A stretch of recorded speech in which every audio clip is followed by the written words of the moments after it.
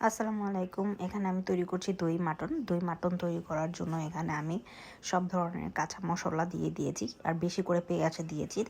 দারচিনি, এলাচি, লবঙ্গ, লং, গোলমরিচ আর কালো এলাচ। তারপর হচ্ছে আদা রসুন কুচি করেও দিয়েছি, আদা রসুন আমি পেস্টও দিয়েছি। এখানে সামান্য লবণও দিয়েছি। লবণটা হচ্ছে স্বাদ অনুযায়ী। লবণ দিয়ে আমি এখানে ভালো করে কষে নেব যতক্ষণ পর্যন্ত পেঁয়াজটা বেরেস্তার মতো কালার না আসে। বেরেস্তার মতো কালার হয়ে আসলেই আমি মাটন দিব। মাটনটা একটু হালকা নাড়াচাড়া করার পর মিক্সড হয়ে গেলে পেঁয়াজের সাথে আমি এখানে টক দই দিয়ে দিব। আর এখানে অন্য কোনো বাড়তি মশলা যাবে না, শুধু টক দইয়ের উপরেই এই রান্নাটা হবে। টক দই দিয়েই পুরো রান্নাটা করব আর সামান্য পরিমাণে পানি দিব। এছাড়া এখানে কোনো মশলা যাবে না। আর ঝাল হিসেবে কাঁচামরিচ আমি মাঝখান দিয়ে অল্প একটু ছিঁড়ে তারপর দিয়ে দিব।